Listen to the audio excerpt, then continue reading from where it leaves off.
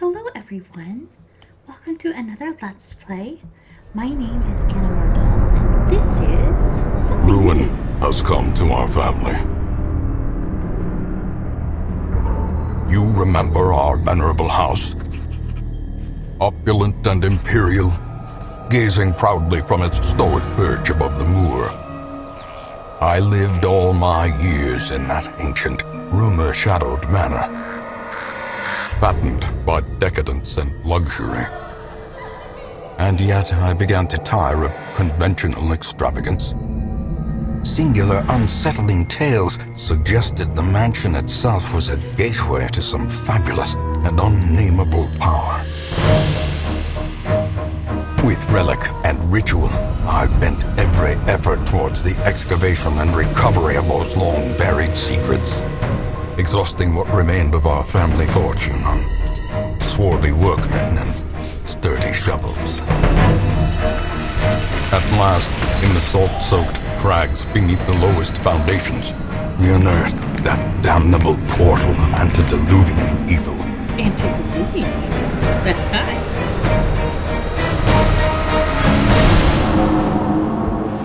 Our every step unsettled the ancient earth.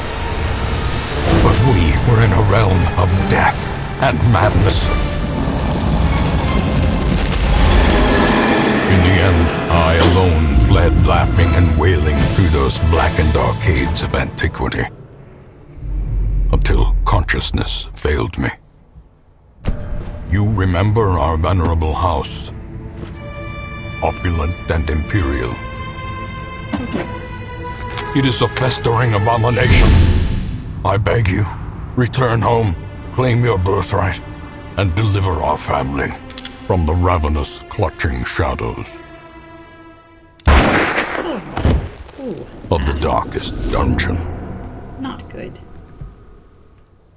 Hello everyone! Oh, Darkest Dungeon is about making the most of a bad situation. Quests will fail or must be abandoned. Heroes will die, and when they die, they stay dead. Progress autosaves constantly, so actions are permanent. The game expects a lot out of you. How far will you push your adventurers? How much are you willing to risk in your quest to restore the hamlet? What will you sacrifice to save the life of your favorite hero? Thankfully, there are always fresh souls arriving on the stagecoach, seeking both adventure and fame in the shadow of the... Whew. I made it. Darkest Dungeon. It took me a few tries to make sure I could make it. So hello everyone. Welcome to a new Let's Play that isn't Stardew Valley and isn't Quest for Glory. This is Darkest Dungeon. I don't know if it's technically a roguelike, but it's got roguelike elements, I guess. And as you may have gathered from that opening, it's about being utterly screwed and just powering through as best you can and getting hurt in the process. Great stuff.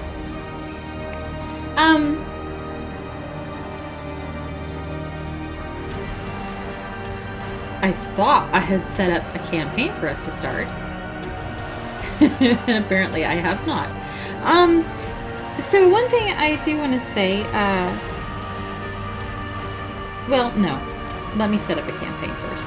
And that takes a couple of minutes of concentration, and I don't think that's going to be interesting for you to watch, so I will be right back. And we are back. Alright, I've set up a new game for us.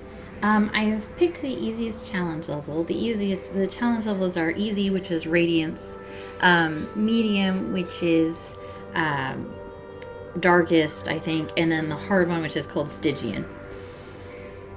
I have turned off Crimson Court because it's not for newbies, and you can enable it later, you just can't disable it once it's in play.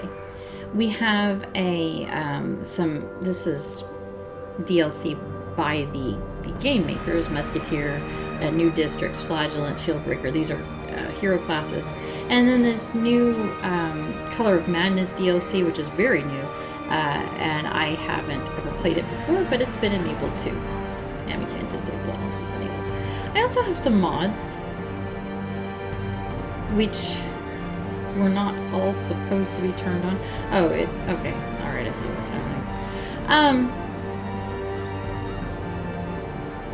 these are player-created classes that I think would be interesting to play. Darkest Dungeon is very much about not getting attached to your characters. They instead come as classes, and like the healer class, the fighter class, the support class, and you will rotate people in and out. Some of them will die, some of them you'll send away, and the important thing to you is just, do I have a healer? Not, is Yuna okay? And so this introduces more classes for fun and enjoyment. So let's get started, and I'll talk as we go along.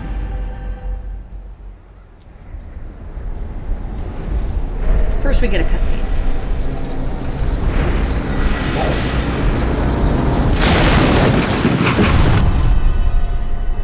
You will arrive along the old road. It winds with a troubling, serpent-like suggestion through the corrupted countryside, leading only, I fear, to ever more tenebrous places. There is a sickness in the ancient pitted cobbles of the old road, and on its writhing path you will face viciousness, violence, and perhaps other damnably transcendent terrors.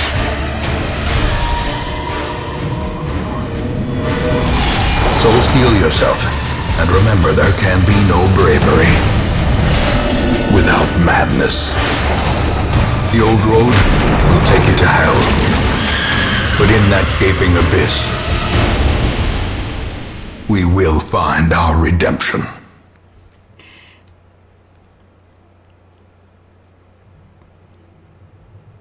So, Darkest Dungeon is a game with a Lovecraftian mythos.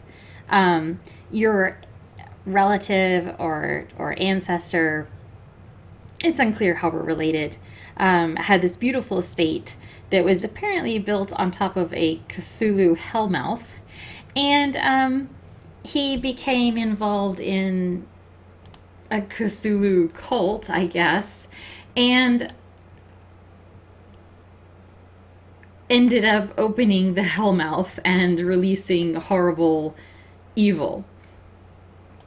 So he's called us back home to our ancestral home to basically clean up his terrible mess. So that's why there's all these references to madness and so on and so forth. You are currently in a room. To move, click on another room on the map display. This will take you to the connecting hallway. So here we are, and we want to move to this room, so we're going to have to go through this hallway. Brigands have run up these lanes. Keep to the side path. The hamlet is just ahead. While in a hallway, press D to move forward and A to move back. If you prefer the mouse, you can click ahead or behind the party to move them. So here's the map still, and here are the characters that we have been gifted for this playthrough. And there's a lot of data on this screen, and I won't necessarily go into it just yet. We'll get there. Although I'm going to change their colors while I talk, because I have very strong preferences about these things. There we go. You look better with a red scarf anyway. Red scarf. There we go. So I love all things Lovecraftian, except for Lovecraft's horrible racism. But I love things inspired by Lovecraftian mythos. I love unknowable ancient evils that dwell in the deep sea. And I also love the writing for this game and the narrator's voice. I want to pour on a stack of pancakes and just eat it. It's such a beautiful voice. So that's some of the many reasons why I'm playing a game that I'm not very good at and normally I wouldn't probably be drawn to. But this has just hit this perfect sweet spot of an art style I like, a plot I like, a writing style I like, and a narrative style I like. So it's like, all right, I'm not very good at this game, but I'm gonna play it. And I didn't think it would make a very interesting Let's Play because there's a lot of grind. But some of you have asked for it, and then I was like, well, I mean, if we're judging things by how interesting they are, it's not like Stardew Valley is grind free. So I thought, well, alright, let's try it and see what happens. My biggest concern, and we'll get to this later, is that you may have noticed it says it autosaves constantly.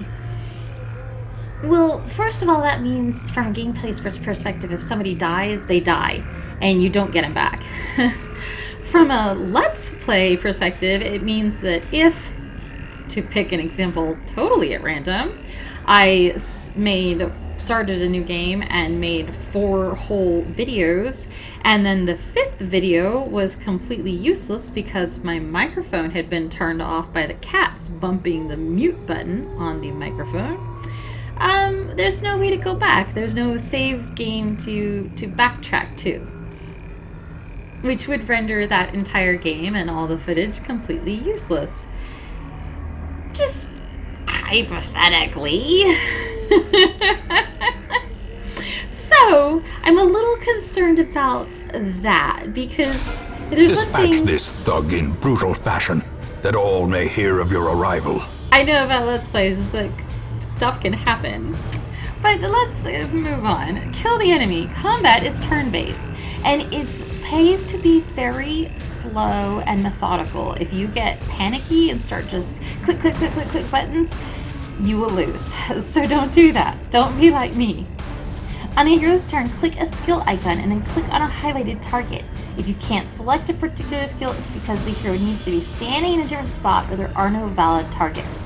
Mouse over the skill to see the requirements.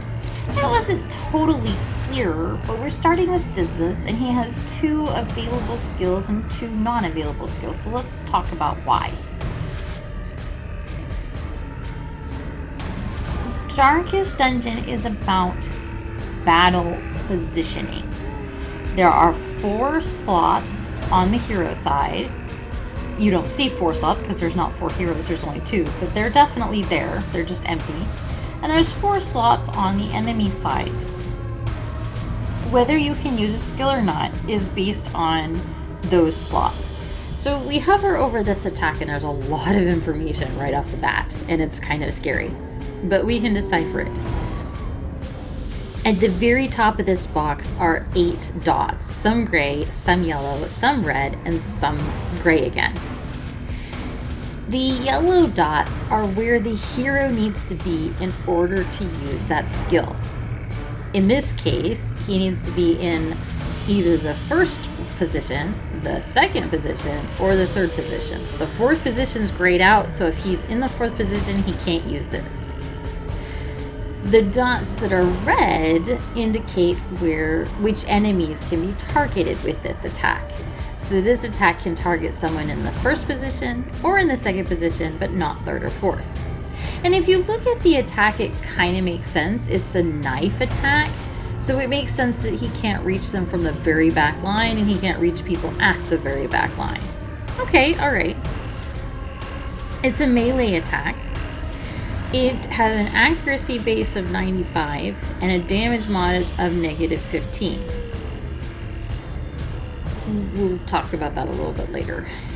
It has a likelihood of causing bleed, and if it does cause bleed, the target will lose 2 points of health per round for 3 rounds. But it will also debuff the target by making them more likely to resist further bleeding attacks and losing a point of speed. It's a good attack. If we select it and hover over the cutthroat over here, we see his stats. He has 12 hit points. We have a 93% chance to hit, a 5% chance to critical hit him, and in a non-critical hit, our likelihood of damage is 4 to 8. And then we also see his dodge and speed statistics, his protection statistics. We see his resistances to things like bleed, and we also see his character class, which is he's a human, and that matters because some people do more damage against humans or less damage against humans, that sort of thing. So this next skill is grayed out because while we meet the requirements for the yellow portion of the positioning, there's no one in to meet the requirements for the red portion of the positioning. It can't attack the first row. It's got to be the second, third, or fourth one. And there's nobody in the second, third, or fourth one, so that's why we can't use this. And we'll skip to the last one, and similarly, it's the same thing. It can't target someone in the front row. And since there's only someone in the front row, we can't use it. This one is a little different because the red lines are connected with the red dots are connected with red lines. And when you see that, that means that you don't have to choose a target. It actually attacks all three of those people at the same time. It's a grape shot blast. Grape shot, if you're not familiar with the term, is like shot that goes wide and hits everything. So it makes sense that it would go wide and hit everything. The accuracy is lower than his knife attack, and the damage mod is -50. So it's doing less damage than the knife attack that was a -15 damage mod. So again, that makes sense that a grape shot blast would not do as much damage. And so if we click on that, we have only a 73% chance to hit him, and we'll do 2 to 4 damage. So obviously this one is the better choice, and we will use that now.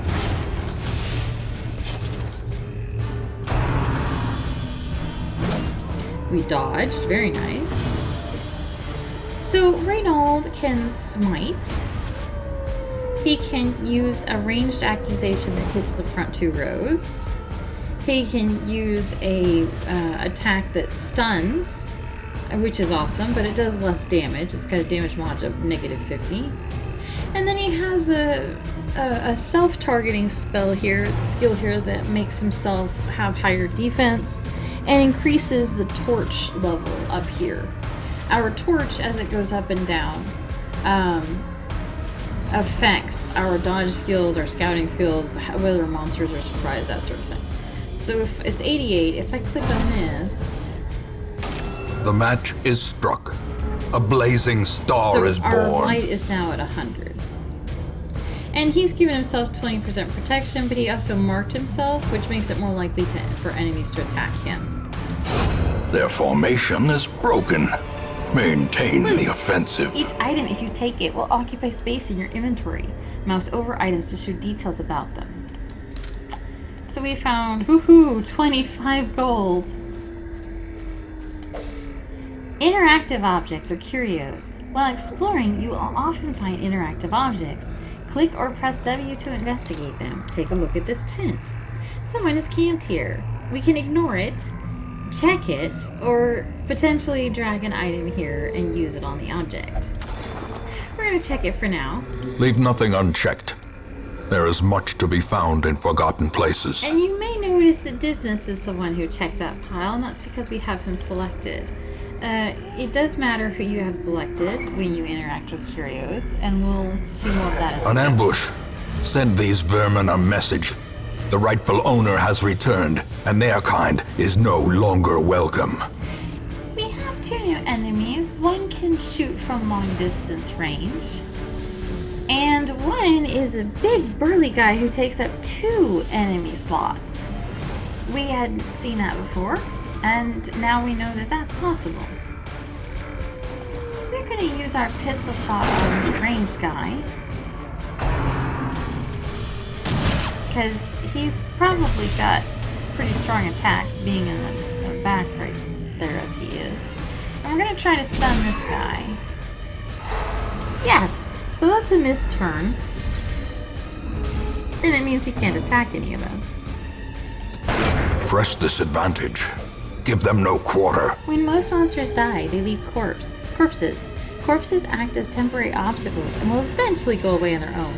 You can attack corpses to destroy them faster, but often a better approach is to use ranged skills, push-pull skills, and even corpse-clearing special skills that some heroes possess.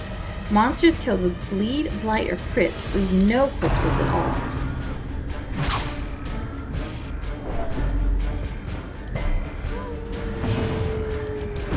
Oh, damn, we missed. How did we miss? He had a dodge of 0.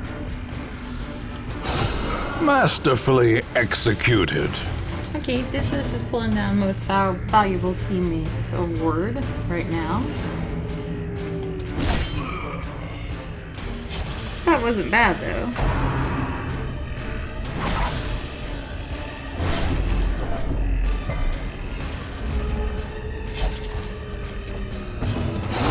Prodigious size alone does not dissuade the sharpened blade.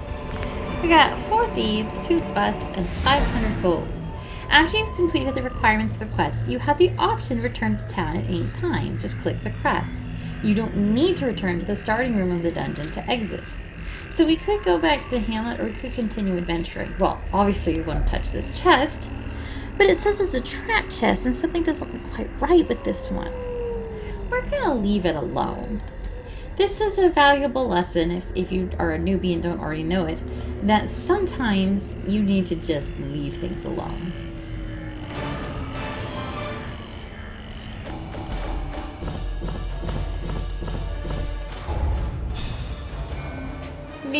They've both leveled up from 0 to 1, and they've both gained a quirk, but interestingly enough, they're both good quirks. Minus 10% stress and 25% healing received. Ooh, that's a good one. That's actually very unusual. You saw often they gain that. Welcome home, such as it is. This squalid hamlet, these corrupted lands, they are yours now, and you are bound to them. So, one of the things that the new character mods that I put in do is that you get a little town crier event every week for one of them, saying that they've blown into town, and you can recruit that one directly rather than wait for them to show up randomly. So the first one we're going to get is this black swordsman. The hand of man is no match for those things. Be not rash, said the priest. The black figure steps closer to the army of trolls. With an inhuman strength, the warrior draws out his massive heap of iron. And his name is Perry? No, we're going to rename him. You can rename your heroes. In the last game, the one that I horribly lost, my black swordsman was randomly named Mortagna, so I kept that. We'll keep that.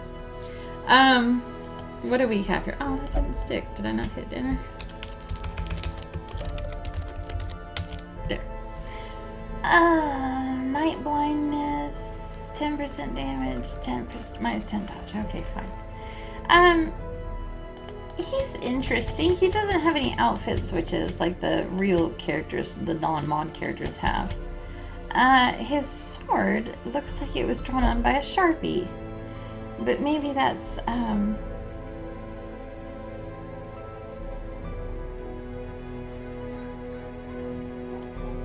maybe that's something that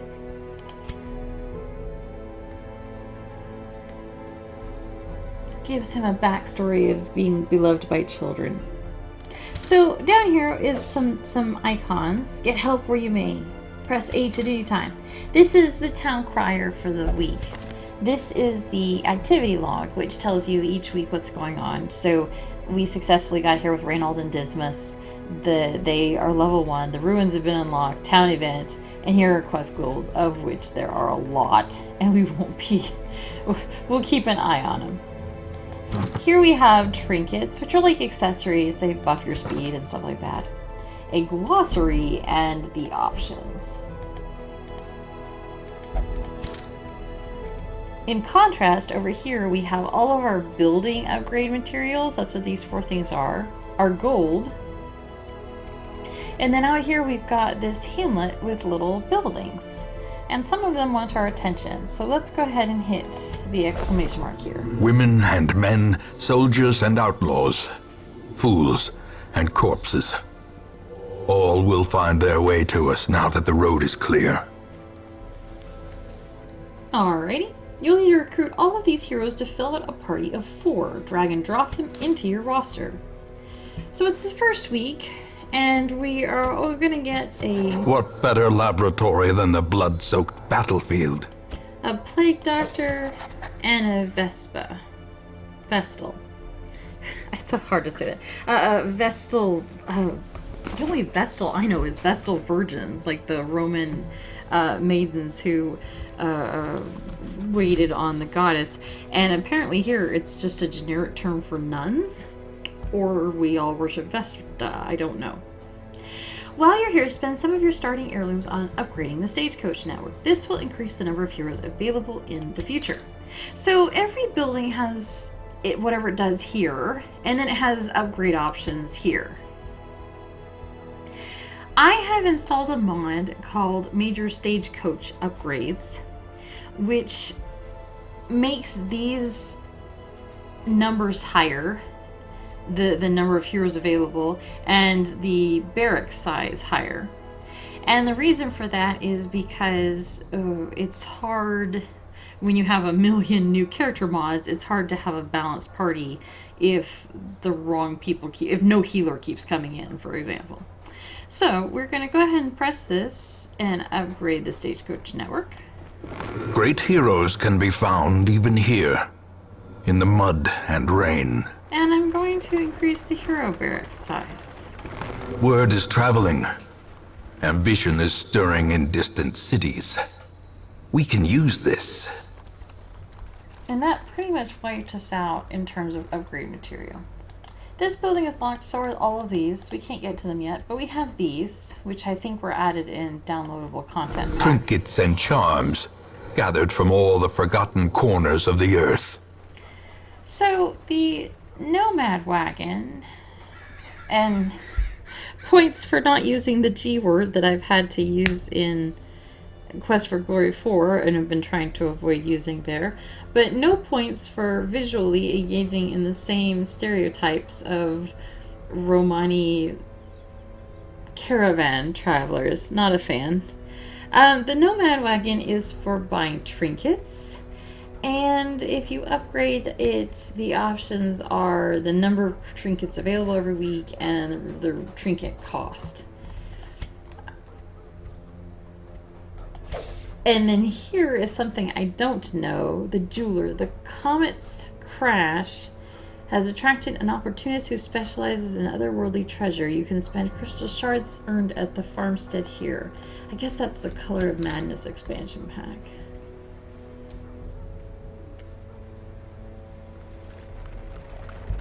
So these are like crystalline tokens you can buy for your babies. Okay. Most will end up here, covered in the poisoned earth, awaiting merciful oblivion. This is the graveyard where you could visit your downed comrades. In time, you will know the tragic extent of my failings. And this is where you can rewatch plot-relevant movies. Also very useful. Alright, so there's nothing left for us to do in the hamlet. There's much more you can do in town. It's time to embark on a quest. Fine. We're just gonna rename you Vespa since I keep wanting to call you that. There. How do you think? How do you like that?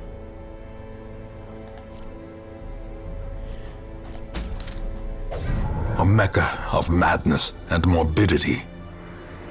Your work begins. This is where you select a quest and form an adventuring party of 4 heroes to embark on quick quests to see their details. Drag heroes into slots at the bottom of the screen to form your party in default party order. So, we'll go ahead and put in the 2 newbies we just added. And we got a class grouping unlocked, which I don't think does anything. But sometimes whenever you put 4 of exactly the right characters together, they make a name. We don't have but 2 places to explore. One is a level 6 endgame quest, and the other is basically another tutorial, but deeper this time. The Warrens, the Weald, the Cove, the Farmstead, those are all locked off. So, test yourself in the mad realm of your fallen ancestor. Take note of how the creatures have taken over, but don't delve too far. The goal is to explore 90% of the rooms. Okay, alright. The cost of preparedness, measured now in gold, later in blood. You'll want to take different supplies depending on what region you are going to, how long the quest is, and your own preferences, but always bring food and torches. For your first short quest, try bringing at least 8 food and 4 torches. And we have some extra items in our inventory that came with the questers in question. So if I try to sell back the anti-venom, this item cannot be sold. It might be a free item that came with from using a specific class, like the anti-venom from the Plague Doctor. Okay. I'm gonna buy a stack of torches, which is too many torches.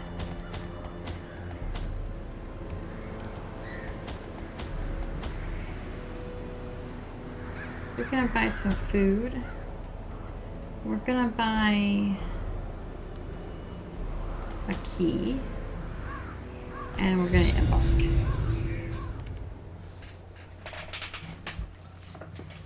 Your first expedition into the ruins of your ancestry. Be curious, but be careful. So we start in an empty room. And we have 8 rooms total. So to explore 90% of the rooms, we'd need to explore 7 rooms. And we need to be very careful because we don't know what we'll find. We found a torch. It made a new slot because the stacking parameters for any item are kind of weird on purpose. Hold on just a second. And I'm back. Sorry about that. Okay. So, these creatures are unholy instead of human. They're skeletons is what they are. And you'll notice that they have 200% bleed resistance. They cannot bleed, which is not surprising. They're skeletons. They have no blood. But this is still Dismas's best attack against them, so we're going to go for it.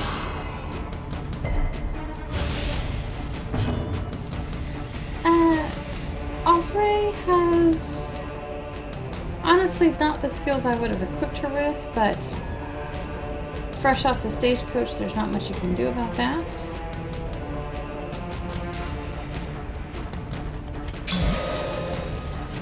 But we can buff our fighter and make him go a little bit faster.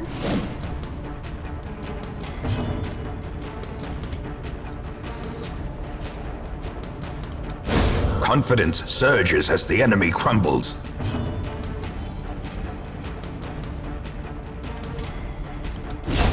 There we Back to go. the pit. 75 gold. An unlocked strongbox sits on the stone cold floor. So some curios have different effects depending on what you do to them. An unlocked strongbox has a 75% chance of loot and a 25% chance of blight. So you wouldn't want someone who was near death's door to open it. We do have someone who can cure blight. So let's have Offray open the chest. The contents are yours. We got a shovel, a pretty little dodge stone, and 2 deeds. On to the next room. Even the cold stone seems bent on preventing passage. We have a crude jumble of stones and debris blocking the path, and the game helpfully suggests we try using a shovel rather than doing it with our hands. And now we've been surprised, and that caused our party order to shift around, which is not good. So, and part of shifting the party order around means that now the skills that we wanted to use, maybe we can't. The only skill Aubrey can use from the second row is this buff. But we could move Aubrey backwards, but that's not going to do very much. So let's instead buff Dismas.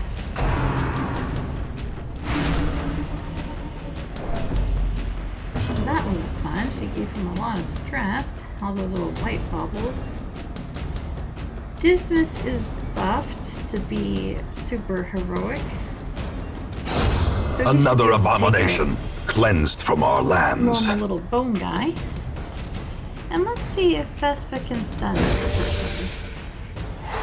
Good. No more stress for me.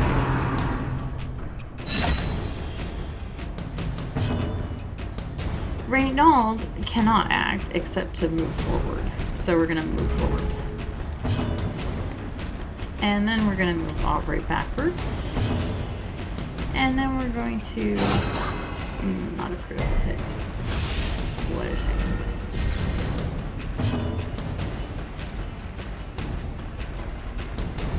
Oh, it's still my turn. Can we stun him? Dang. Didn't hurt him, didn't stun him. That's something.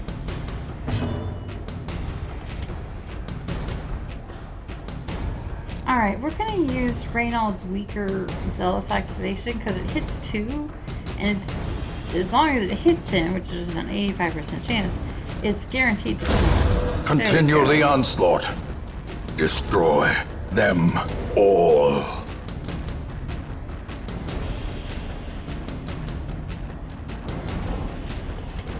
Alright, we're going to throw a light grenade at the acolyte. No! She's moving us all over the place.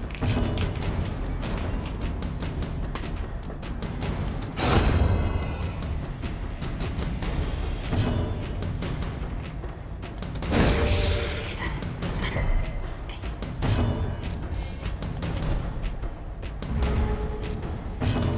Being surprised. Press disadvantage. Give them no quarter. 1,000 gold. Amazing. Good. Yes. Excellent. And we're going to return to the default party order we selected when we started this mission.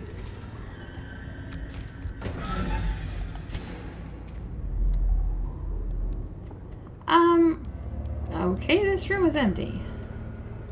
Let's try going to this room.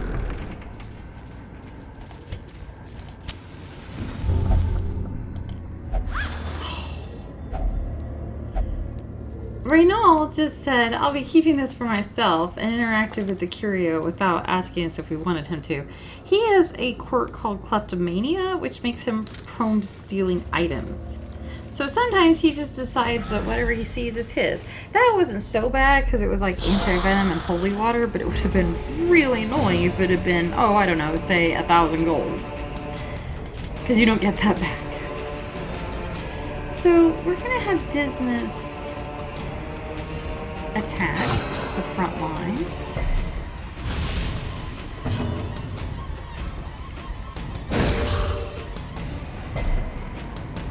Not managing to stun people tonight, are you, hun?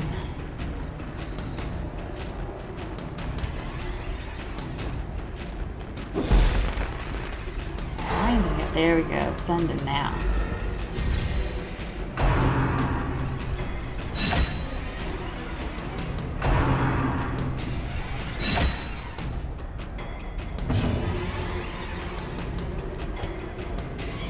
Once again, we're going to use the multi-hit because it will take out the front line. As the guy. fiend falls, a faint hope blossoms.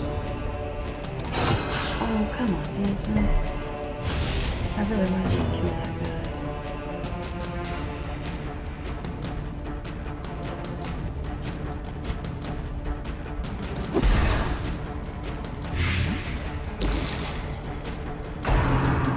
No. Oh, thank goodness he dodged. Okay.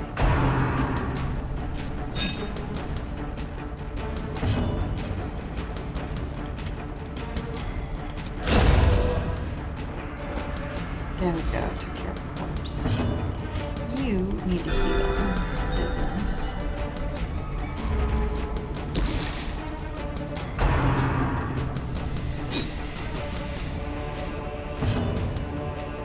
Okay. Their formation is broken. Maintain the offensive. Knight's Crest, Crusader only. Common trinket, it's 10% max hit points. We have a Crusader in our party. And he could wear this, and it would give him... He went from 33 health to 37. Very nice. And it had no drawbacks. That's rare. So we have this holy fountain. What does a holy fountain do? If you click on it, there's a 50% chance of a minor heal, stress heal, cure status effects, or a 50% chance of golden gems. If we throw holy water in it, it will definitely heal our stress and cure our status effects and heal us for higher numbers. But there's no chance of golden gems in that case. I'm going to use my most wounded character to take the risk of healing and look for gold. And sure enough, we found some. Nice ruby, 2550 gold is what that's worth. I'm gonna go back to this room.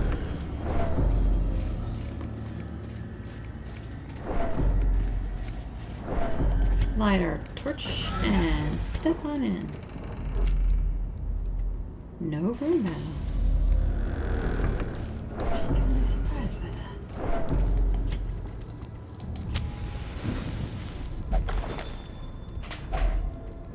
Skeleton key and 25 gold.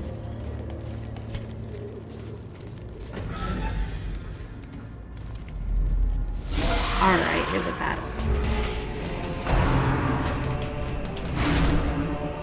So that didn't do much damage, but it really stressed Aubrey out.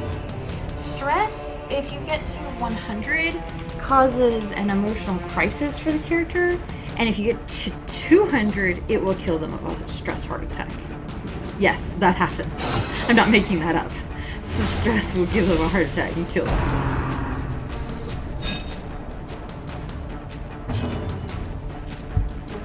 Alright. Lighter. Oh.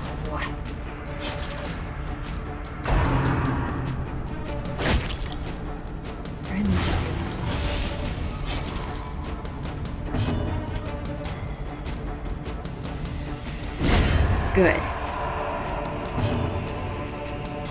And while I've got my healer, let's heal this. Ooh, a critical healing of 10. That's awesome. That's amazing. Okay. Can we stun her then?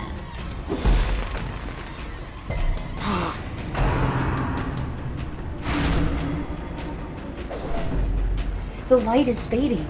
The current torch level greatly affects many mechanics in the game. The darker it gets, the harder things get, but the better the rewards. Right-click on a torch from inventory to boost the light back up. So, sure enough, as the light fades, our stress goes up, monster accuracy and damage goes up, monster critical goes up, heroes are more likely to be surprised, but we get better loot and better player crits. Well, we get better loot, we get +1+ to player crits, so with higher light it was probably 2+ to player crits, so... let us try shooting her. There we go.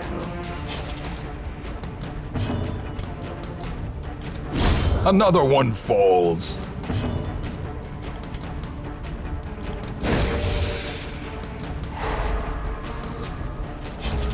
We've been caring a lot about light. You're outmatched. And we will continue to care a lot about light. Remind yourself that overconfidence is a slow and insidious killer. I've got something called a journal page here. It's Trample Journal 404, which seems like a design flaw. I think starting with 1 would have probably been more effective. I am become vengeance. All cultists will feel my mace. Brigands fear my roar. I am outnumbered, 'tis true. I am starved and half mad. But as long as there is breath in my body, I will press on. I will wreak unbearable agony on those who would seek to despoil my great manse. And now they come. I douse my torch. I do not fear the darkness. This is my house, and woe to the uninvited.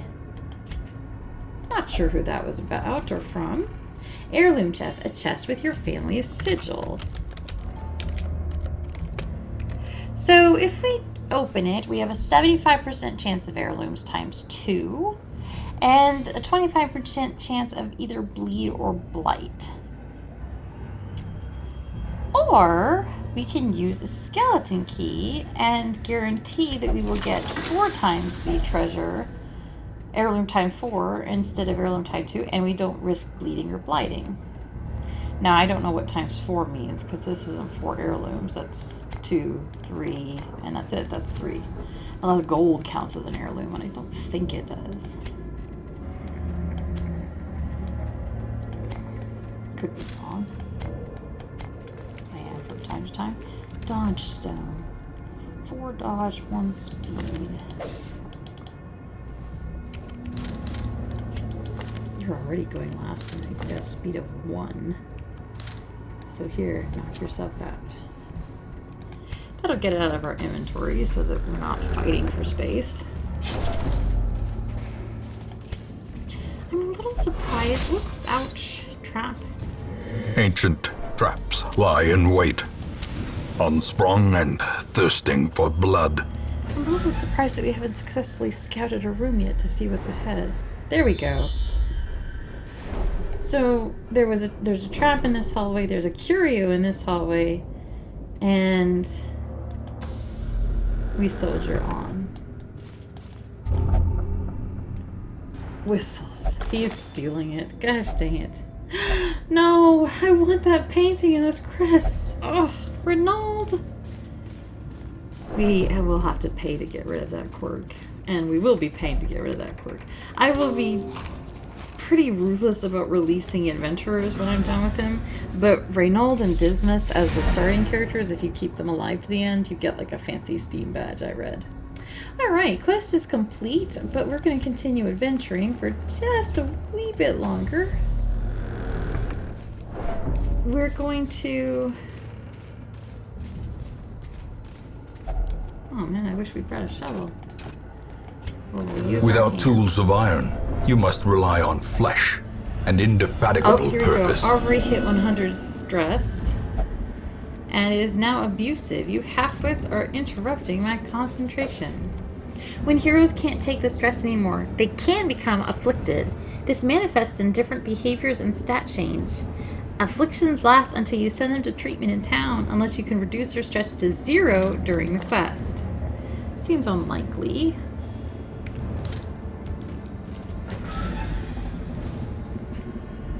And it means Ellery won't be on top of her game for this boss battle, or room battle, I guess it is. But we will see how we do. Pistol, let's see if we can take out. Be Yes, gone, bone fiend. warrior, gone.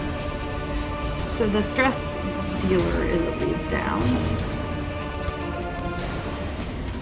Let's see if we can stun him.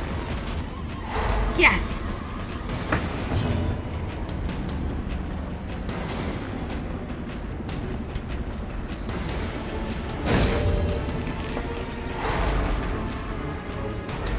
Vesper with a stun.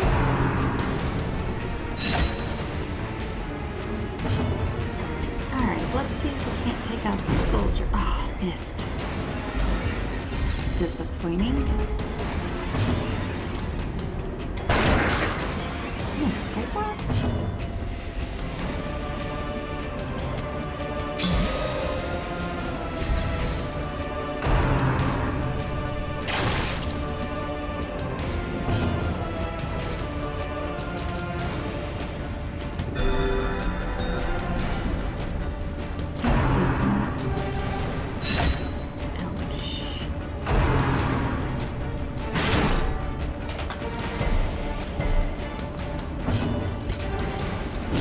Four? Executed with impunity.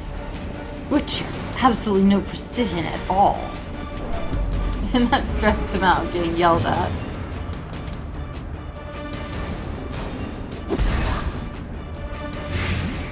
Alright, he has a blight. That will do some damage.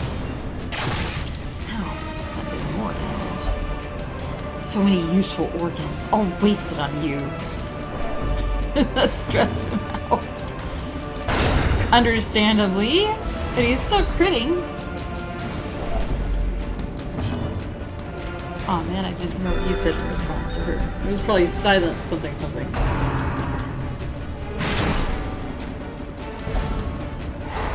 He got knocked back and stunned. Obliterated. But you, sir, just got critical hit. And we got 4 crafts. Success so clearly in view. Or is it merely a test? trick of the light? For which we will use another skeleton key. Deed, best, and crafts and gold. Now that we have finished everything, we will return to the hamlet.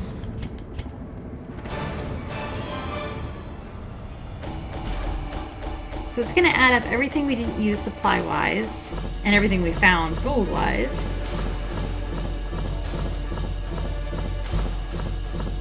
And it's going to add up all the heirlooms we collected. Aubrey and Vespa are both level 1 now, and they and Dismas have gained some quirks, which are again all good. What the hell is going on? Usually someone gains something bad. Ruined Scrounger, Cove Scrounger, and Resilient. Not that I'm complaining. Medical retreatments can sometimes wipe out more We than one dug disease. for months, years, an eternity. And we were rewarded with madness. Over time, some negative quirks will lock into place and become severe. Severe negative quirks cost much more to remove in this sanitarium. No one has a locked-in one yet. Oh, yes, they do. Aubrey. So this icon indicates that it's locked in and it's going to be much harder to remove than it normally would. We're on week 2. The tavern's unlocked. The abbey's unlocked. There is no crier to yell at us. Let's see what we have in the stagecoach. 4 people. We have an exorcist, which is a player. A man in a robe, claiming communion with the divine. Madness. I like that. It's a player mod, but they went out and went through the text files, the audio files, and tweezed out a statement that they felt would fit the exorcist well, and used it in his description when you pull him in. I like that. It goes above and beyond a little bit for matching the player or the baseline characters. So, the Exorcist class mod is by Shay, according to the Steam community forums. A powerful disruptive combatant, the Exorcist calls upon his unwavering faith in combat to smite his foes, condemning them with holy magic. A lifetime of certitude has made him terrifyingly effective at banishing unholy monstrosities and eldritch evils. His knowledge of prayers allows him to fortify his teammates by rallying them to his zealous cause. And they have a little comic for him, as they do for all of the mod characters, or most of them, where it seems like he was called to exorcise a young woman, and she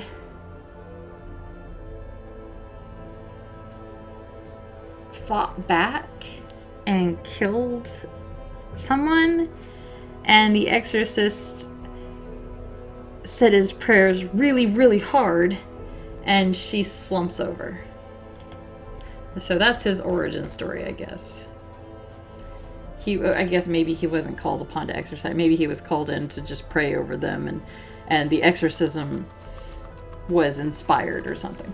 We'll say that. That would be interesting backstory. We've got another black swordsman. We have an antiquarian, which I'm not a huge She fan searches where others will not go, of. And we have an and abomination. sees what others will not see. And oh, I guess I put him in too quickly because we didn't get the... Alright. This is still locked, this is still locked, this is still locked, but this Fresh is not. kegs, cards, and curtained rooms promise solace to the weary and broken alike.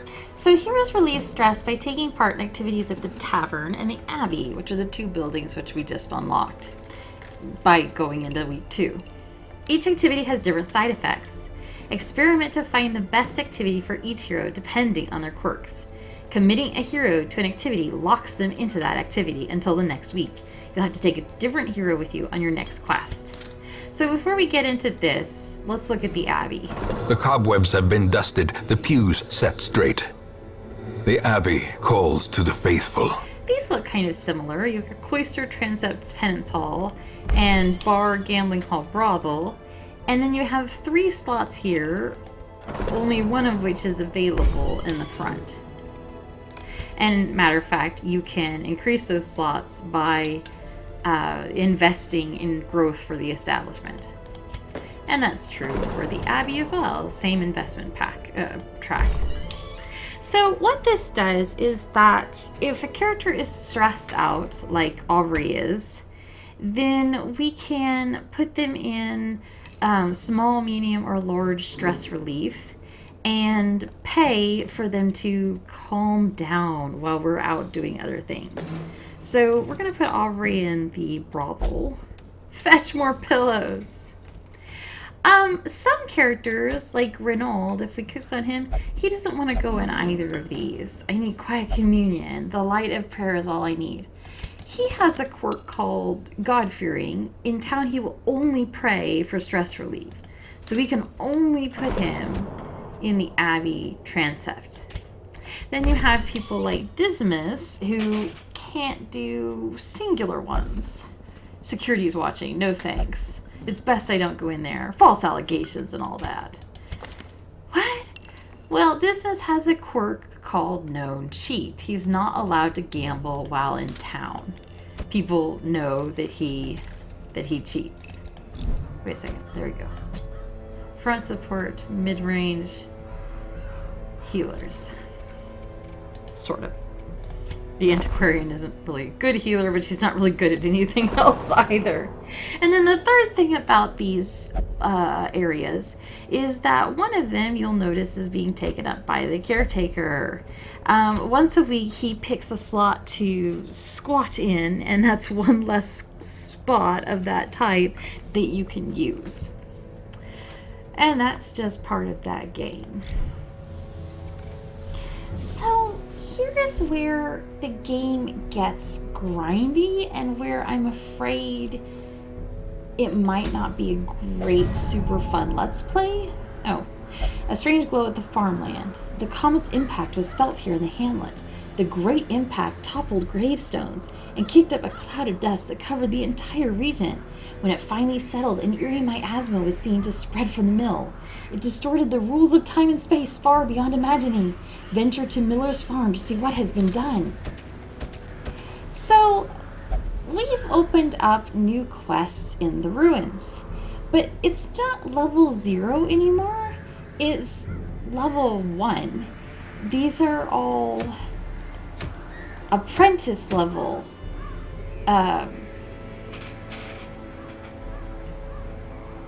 quests now. Well, we have a lot of people who are still at Seeker, who are at level 0. How are we supposed to, run something that's going to be extra super hard for them? When you level up dungeons, to the best of my knowledge, unless there's something I'm completely missing, you can't go back down a level. And so that made the game very hard for me the first time I tried it on my own alone, because you'd level up dungeons and your heroes always felt kind of behind. And then if one of your heroes died, then now what do you do? And how do you level someone up in an environment where they're completely outmatched? So one of the things I do to make the game easier for me is early in the game, and I tried this in a private playthrough, and it felt more natural for my playstyle, and we'll see if you guys can put up with me. Early in the game, I do runs that I abandon. So we go in, we grab all the building materials we can find, all the gold we can find, and then we run back home. And we don't finish the quest, we don't level up the quests area. And thus we don't level up the characters. The building materials I use to then sink into upgrading the buildings, which in turn upgrades the characters. It makes them stronger and better at surviving, which I need because I'm not very good at this game. The downside to all this is that running in and running out like that tends to severely stress out your characters at a costs that would cost more money to fix than you're actually getting in rewards from the failed run. So in order to stem that hemorrhaging, I'm just going to be releasing heroes if they get too stressful and saying, bye, thanks for coming and helping out, I appreciate it, go back home wherever you want, and bringing in new blood just in a cycle to grind building materials. Will you enjoy that? I don't know. There is still definitely the chance in every episode that something will go horribly wrong and I'll do a total party kill or something, because anything can happen. But I will say, even though it feels safe, Scummy, to me it feels like a valid role-playing choice. In theory, I, the player, am somehow related to the ancestor who owned this building, and I'm hiring or putting together adventurers to explore my ancestral home. So it makes sense to me that I'd tell them to do so cautiously and to try to be thorough and rob everything they can before going down to the next level. So from a role-playing perspective, I'm comfortable with it. Will you be? Again, I don't know. So when we come back, we're going to put together a team of people that I don't intend to keep, and we will be going into one of these ruins quests in an attempt to, oh, that's pretty. We're going to be going through one of these ruins quests in an attempt to get as many of these as we can. Hopefully, it'll be as much fun for you as I'm hoping that it'll be for me. So, in the meantime, we're going to exit to the main menu. And I'm going to tell you that once again, this is Darkest Dungeon. My name is Anna Mardal, and I will see you in the next video. I hope you'll come along with me on this. I actually really do love the plot in this game. It's going to take us a while to get there because of the aforementioned grinding, but I think it'll be cool when we do get there. So I will see you in the next video. Bye-bye.